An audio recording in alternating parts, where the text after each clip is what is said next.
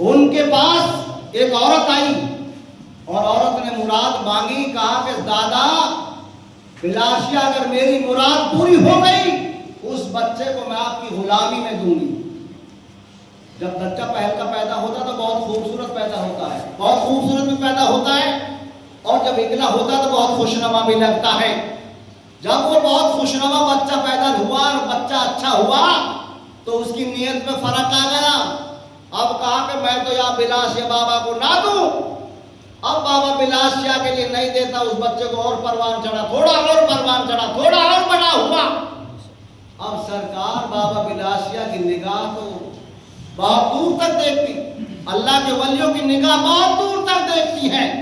اور جب نگاہ دیکھتی ہے تو یہ کودا کا گاؤں ہے سونا کے نیچے, وہاں کا ایک میو کے گھر میں وہ بچہ پیدا ہوا.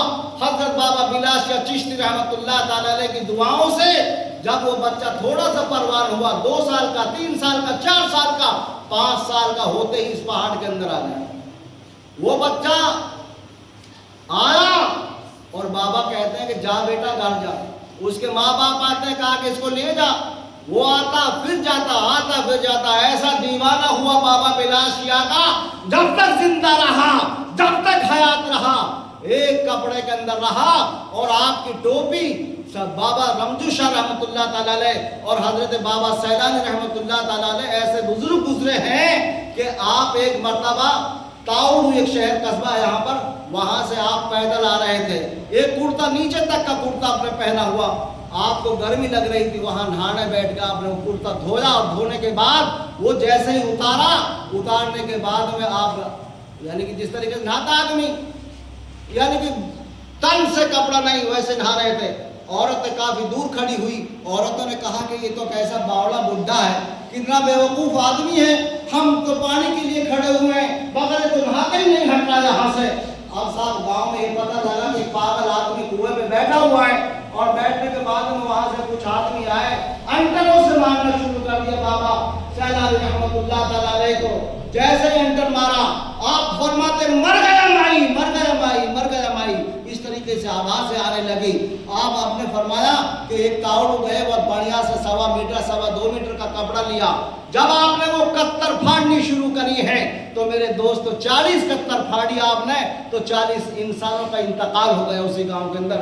پھر بڑے بوڑھوں نے کہا کہ تم نے کوئی فقیر تو نہیں ستایا, کوئی درویش تو نہیں ستایا. ایک بوڑھیا مائی کہتی ہے, کہا کہ سیلانی جارو ہین کے کائی نے وہ پیٹ دیو, اور پیٹنے کے بعد میں یعنی میوت کی زبان میں کہا وہ کائی نے پیٹ دیو, اور پیٹنے کے بعد میں سانٹے سو ایسو مارو باقی کھال اتر گئی. وہاں نہیں بد دعا کریے میرے دوستو. اللہ کے ولی جب بد دعا کرتے ہیں جب انسان سر سے پانی اونچا چلا جاتا ہے.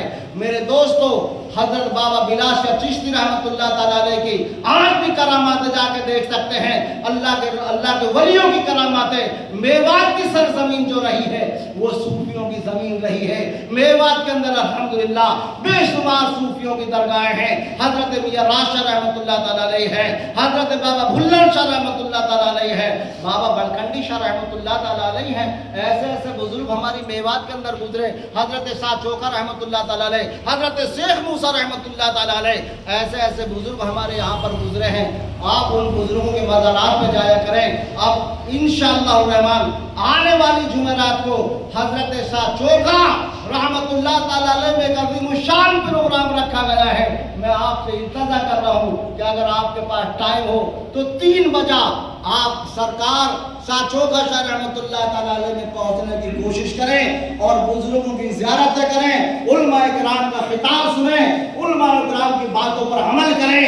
اللہ کے ولی انشاءاللہ الرحمن آج بھی انہیں کی کرامات موجود ہے, اور جب بھی کرامات موجود تھی بعد زندہ, پہلے حیات تھے جب بھی کرامات زندہ تھی, آج بعد وصال کے آپ کی کراماتیں, آپ کا فیض, آپ کا فضول برکات موجودات ہیں. اللہ کے ولی کبھی نہیں مرتے, اپنے اپنے قبروں میں زندہ رہتے ہیں. اللہ تبارک و تعالی اپنے ہم کو اور آپ کو اللہ کے ولیوں کے صدقے طفیل میں ہماری نمازوں کو ہمارے روزوں کو قبول فرما لے، اللہ ہماری پریشانیوں کو دور فرما دے۔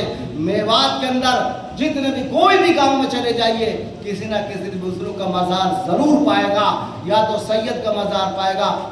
پہلے کہتے تھے کہ 5 پیر ہیں، یہاں 5 پیروں کے مزار ہیں۔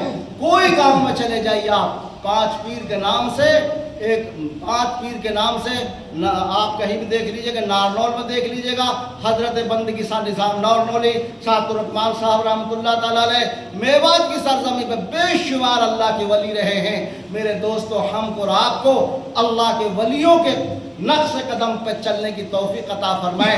اللہ تبارک و تعالی ہمارے تمام خطاؤں کو معاف فرمائے۔ وآخر دعوانا الحمدللہ رب العالمین۔ السلام علیکم ورحمۃ اللہ وبرکاتہ۔